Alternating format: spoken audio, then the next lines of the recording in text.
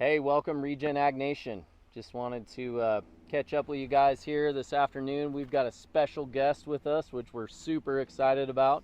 This is Kevin here from Crop BioLife, and they're somebody that we collaborate with. We've been utilizing a lot of their products in foliar for a lot of different reasons, but one of the things that really excites me about this company is the fact that they do studies not only on yield and quality and things like that, but they're actually doing a lot of research on how these products influence the way plants function.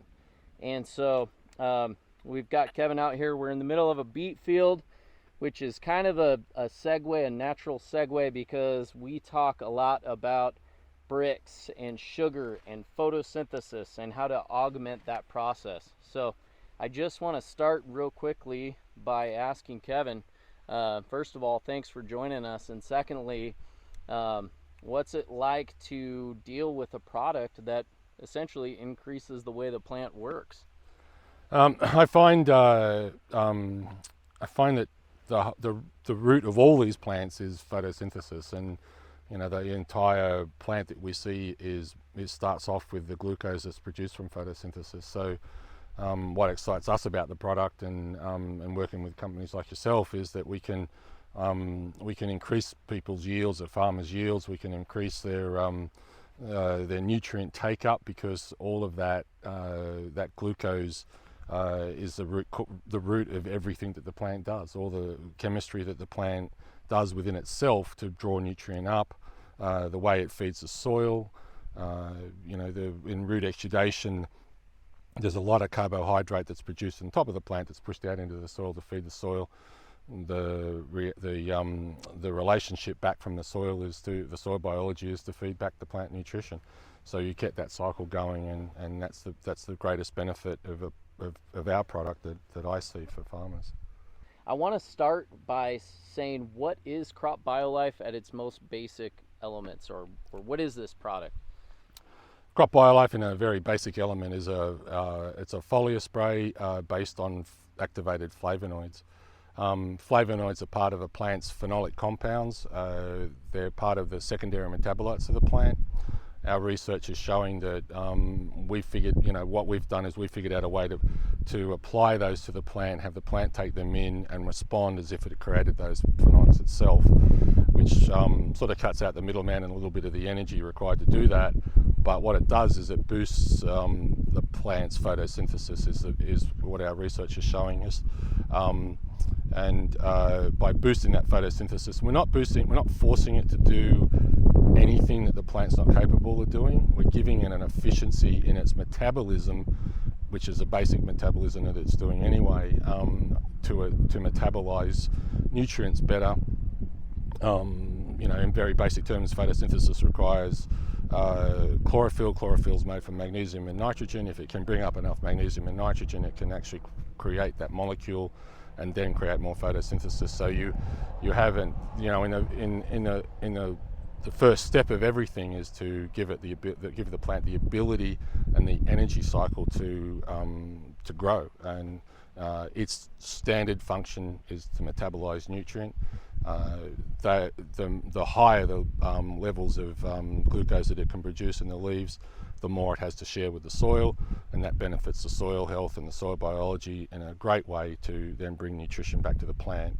And we get this cycle of a handshake, I call it, between the plant and the biology, sharing nutrient, sharing carbohydrates to the soil biology, and sharing nutrition back.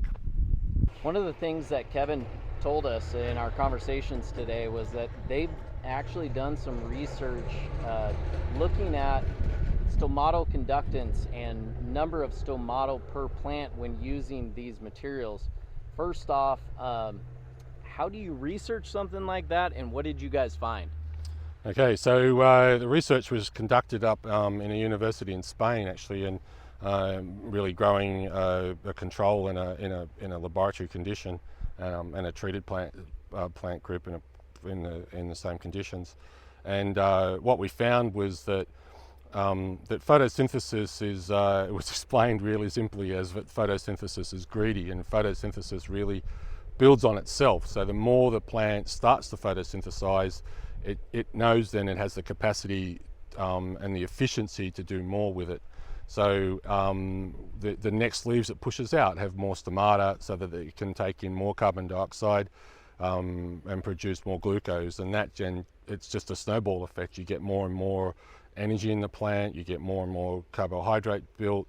The process of photosynthesis and those carbohydrates, in very simple terms, you get amino acids created from the carbs, you get enzymes created from the amino acids, and those enzymes are driving a lot of the processes within the plant, or the chemistry within the plant, as the plant builds everything that it needs to grow.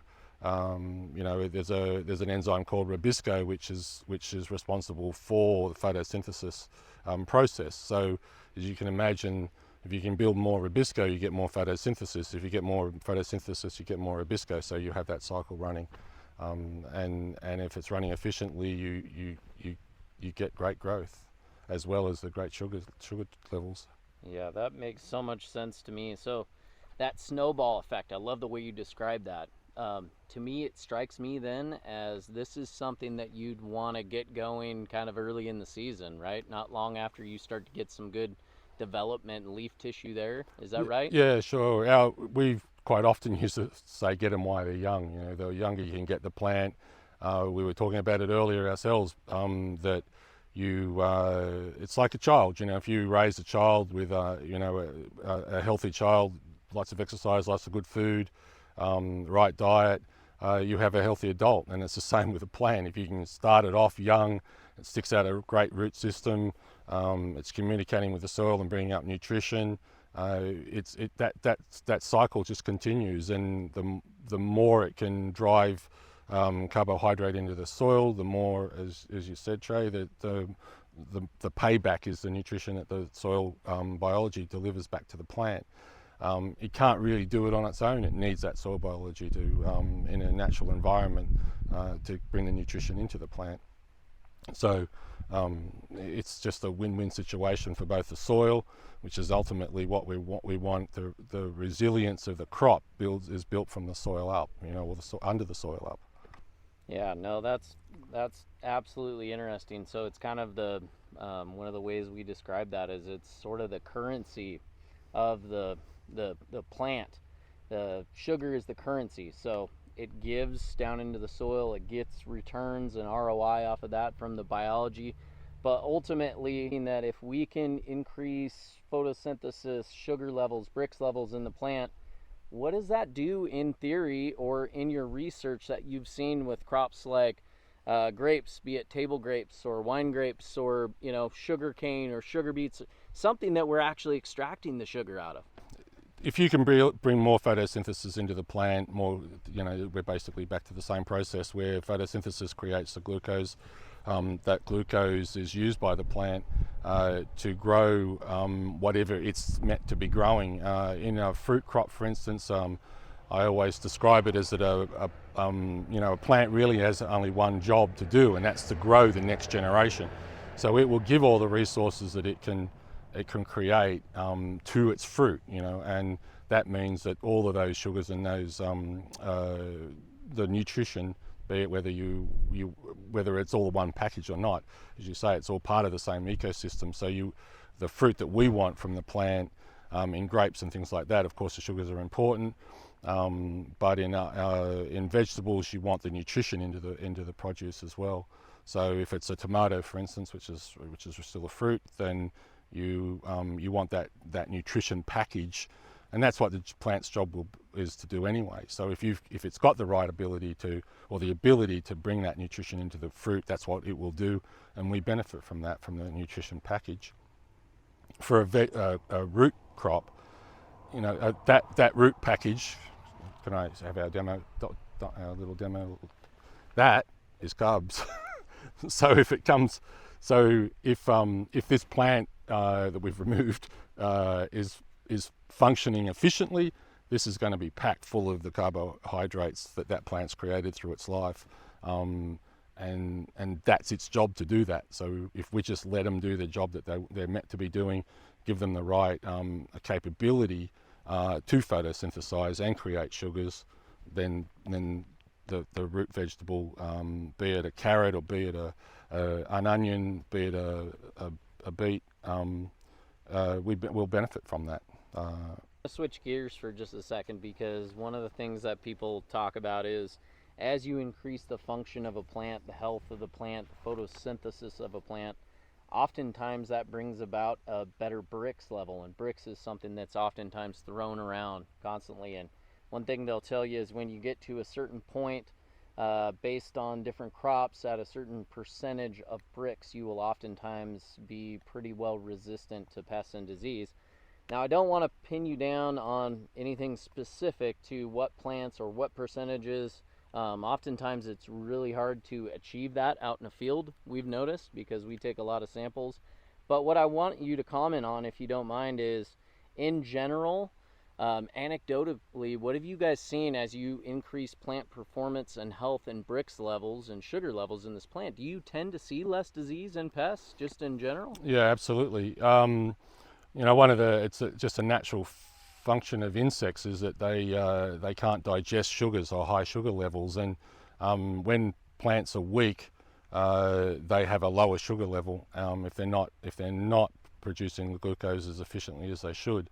And so nature's way of controlling that, this eliminating the weakest of the species, I guess, is the insects are going to eat the ones that can't produce enough energy. The plants that produce energy, and there's a lot of, depends on the plants, I think, and my understanding is anything above 12, but 15 is even better as a Brix level in the leaves. Insects can't touch them, and they won't, and it's really simple, you know, they won't breed where they can't eat. So you may get a leaf damage here and there, but you will never get a real economic damage to the crop because they're just not breeding on your crop if the sugar levels are high in the leaves. One of the funny things is also that you know, fungi, you know, most people will understand that fungi love sugar, so you think, okay, well, let's bring the sugar levels up in the leaves and then they become targets for fungi. It's actually the opposite. It's almost like fungi, with fungi it's too much of a good thing. You know, the fungi actually won't grow on a high Brix leaf either. They actually get burnt by the leaf, so they can't multiply again on your crop, be it a vineyard or be it beets or whatever. You just don't see those sorts of diseases when you have that photosynthesis efficiency happening. That's great. One of the things that I've often thought about and we notice is that when we raise healthier plants, which means paying attention to things like nutrition and metabolites, secondary metabolites, things that reduce stress, and when we pay attention to those things, oftentimes it's not that we don't see pests in the field. It's what you mentioned, Kevin, that we just don't see economic levels of damage out there.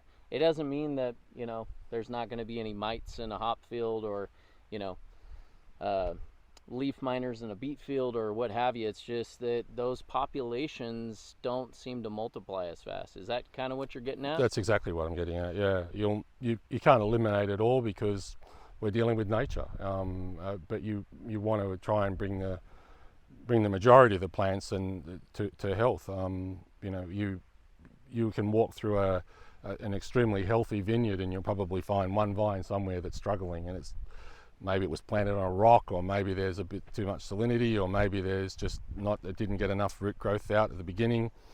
Whatever the case may be, it'll be the weakest plant, and you'll probably find, my experience was one time and very early in the piece we walked into a vineyard and it had snails all sitting around as one vine, and that was the only vine that they were sitting around. They knew which one that they could chew on, the rest of them they couldn't eat.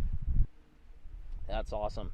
It's amazing to me to think that you could apply something foliarly that's really, not only does it help the efficiency of the nutrients that you're putting on or what you maybe have put on already, but just the way the plant functions and how it deals with the soil. I mean, it's really cool, because oftentimes we think about applying something to the foliage of these plants and it's basically just to feed them, right? To give them a little something extra. But this is actually functional in nature. So let me understand this correctly. Basically, what we're doing is we're providing something natural that the plant's already going to make for itself. Am I correct in saying that? Yeah. Okay. And then these are metabolites that help the plant break down the nutrients that they're going to take in and augment that photosynthesis process anyways. Is that correct? Yeah, other processes, but the major process is photosynthesis, of course, because that's the first process of everything that the plant's doing. Without that, it's not going to function at all. It won't be able to produce any glucose.